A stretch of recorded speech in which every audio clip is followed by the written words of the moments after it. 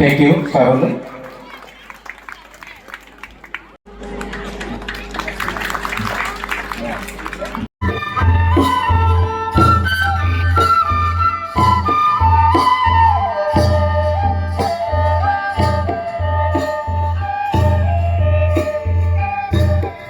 বাথৌ মহাসভাৰ গুৰেশ্বৰ শাখাই গুৰেশ্বৰ আঞ্চলিকে বিংশতিতম অধিৱেশন আজি ইয়াত অনুষ্ঠিত কৰিছে আৰু এই বিংশতিতম অধিৱেশনত তেখেতসকলৰ শিক্ষাৰ লগত আধ্যাত্মিকতাৰ যি এক সমন্বয় ঘটোৱাৰ সম্পৰ্কীয় এক বিশেষ শিতানত এক সেমিনাৰৰ আয়োজন কৰিছে আৰু এই সেমিনাৰৰ শুভ উদ্বোধন কৰিবলৈ পাই নথৈ আনন্দিত হৈছোঁ আৰু এই ধৰ্মটো আগুৱাই লৈ যোৱাৰ ক্ষেত্ৰত বাথৌ মহাসভাই খুব সুন্দৰ প্ৰয়াস অব্যাহত ৰাখিছে আৰু ইয়াৰ লগে লগে আমি অহা 17 তাৰিখে মাননীয় মুখ্যমন্ত্ৰী মহোদয়ৰ সবল নেতৃত্বত বড়ো সমাজৰ এক জনপ্ৰিয় অনুষ্ঠান বাগৰুম্বা সৰুসজাই ষ্টেডিয়ামত 10,000 তেওঁলোকৰ বাগৰুম্বা শিল্পীয়ে তেওঁলোকৰ বাগৰুম্বা নৃত্য প্ৰদৰ্শন কৰিব মাননীয় প্ৰধানমন্ত্ৰী নৰেন্দ্ৰ মোদী ডাঙৰীয়াৰ উপস্থিতিত গতিকে ইয়াৰ জৰিয়তে বড়ো সমাজৰ যি এক মৰমৰ অনুষ্ঠান এই বাগৰুম্বাটোক ৰাষ্ট্ৰীয় পৰ্যায়ৰ লগতে আন্তঃৰাষ্ট্ৰীয় পৰ্যায়তো প্ৰচাৰ আৰু প্ৰসাৰ ঘটোৱাৰ ব্যৱস্থা মাননীয় মুখ্যমন্ত্ৰী মহোদয়ে কৰিছে ইয়াৰ জৰিয়তে এই অঞ্চলৰ লগতে সমগ্ৰ বড়ো সমাজৰ কাৰণে এটা গৌৰৱৰ দিনত পৰিণত হ'ব বুলি আমি 17 তাৰিখটো ভাবিছোঁ গতিকে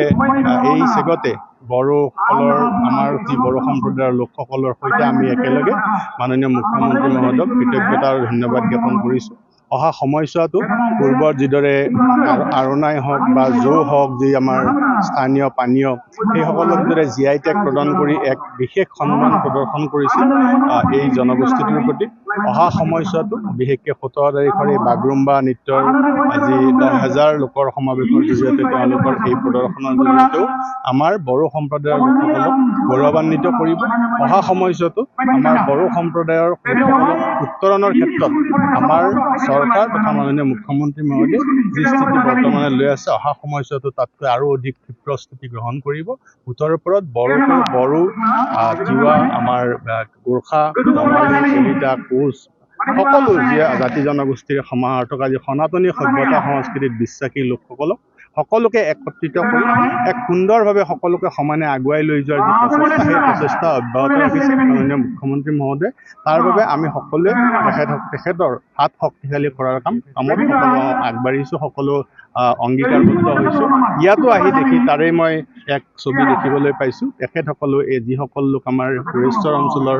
বড়ো সম্প্ৰদায়ৰ লোক তেখেতসকলেও সেই একেই অংগীকাৰ লোৱা আজি পৰিগণিত হৈছে গতিকে অহা সময়ছোৱাত এখন যি বড় অসম গঢ়াৰ মাননীয় মুখ্যমন্ত্ৰী মহোদয়ৰ সংকল্প সেই বড় অসমখন প্ৰকৃতাৰ্থত পূৰ্ণাংগ ৰূপ হ'ব বুলি আমি ভাবিছোঁ